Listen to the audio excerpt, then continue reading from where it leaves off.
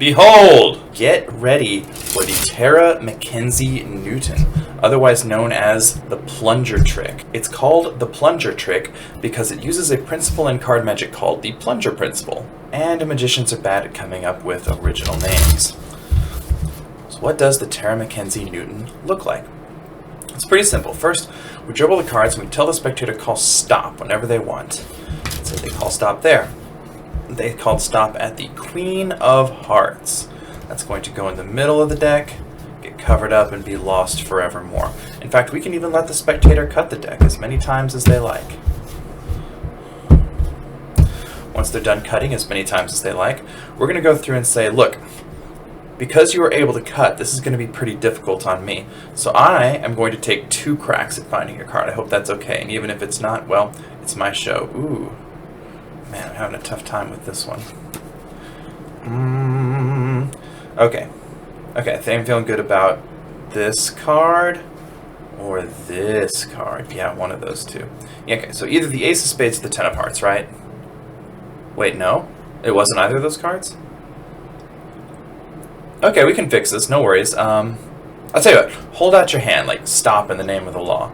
There you go. So, if you just hold out your hand and like push this against it, and maybe just the magic from your hand will pop out one card, and wouldn't you know, it just so happens to be the Queen of Hearts. I'm going to pirouette. Nope, I'm going to have to re-edit that later. Boom, super good pirouette on the first try. I'm such a good magician. So how do we do that? If you don't want to learn the dribble, I'll be going over an easier version of the trick later in the video. However, if you would like to learn the dribble, and you should, not only is it better than meditation, it's very, very zen. The dribble is very, very useful in card magic. Now recall that I did show how to learn the dribble in the last video, and if I can figure out how to put one of those nifty buttons up here that people do on YouTube to link back to a previous video, I will. But if I can't, I'm new, I'm lazy, it's literally the video before this one. So we start out by peeking the bottom card. In this case, it is the Queen of Hearts. We then dribble and ask the spectator to call stop. And when they call stop, we're going to take this packet in our right hand, the top packet, and put it onto the table. They can either take this card or you can show it to them. In this case, it's the King of Hearts. And this is a legitimately free choice. That then goes on the top packet, and what are we putting on top of it? Why, that bottom card, the Queen of Hearts. This is called the key card principle. We then let the spectator cut as many times as they want. But JT, won't that disrupt our key card? No, it won't. Cutting doesn't do anything to the deck. And see, even though I cut 5 million times, okay, well there's something. The Queen of Hearts is on the bottom. What does that tell me? The King of Hearts is on the top. I've actually never had that happen. Once the spectator has cut as many times as they like, we're just going through the deck and we're looking for that key card. Because I know that whatever card is underneath that key card is going to be their card.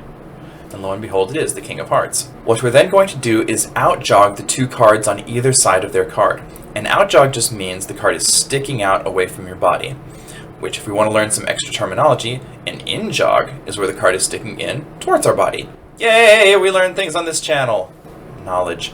We out-jog the 2 cards on either side of their card, and we square everything up. And they're going to reach up and square these cards and separate them like that. And we're going to tell the spectator, I'm sure that one of these was your card. They're going to tell you it's not, they're going to make fun of you, they're going to throw things at you, but you have an ace up your sleeve.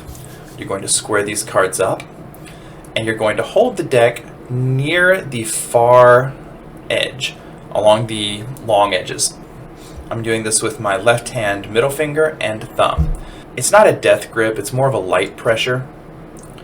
But because I've got that pressure there, when these push against anything, just due to physics, they're going to kick out the spectator's card. This is a wonderful way to reveal a card.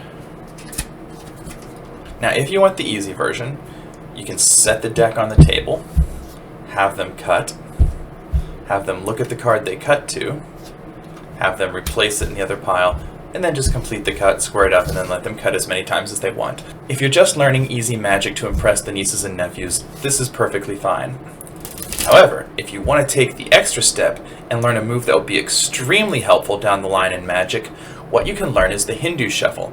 Now, I will definitely be posting a video on the channel about this at some point. It's just too useful.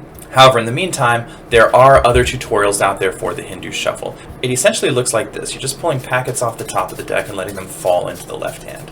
That is the Hindu shuffle. And you notice that because I'm pulling packets off top, what's never changing? By Jove, it's that bottom card. You can do this all day, and then when the spectator calls stop, you can show them the card, you can have them replace it, and then just drop that packet on top, and you know automatically what your key card is without doing one of these numbers. That is something important to remember. The less you can let your spectator see you just look at the card that you're going to dribble down on top of their card, the more impressive the trick's going to be. So there you go. There's the Tara Mackenzie Newton, otherwise known as the Plunger trick. I hope you guys enjoy it. I hope you magic well, and I'll see you again in a week. Bye.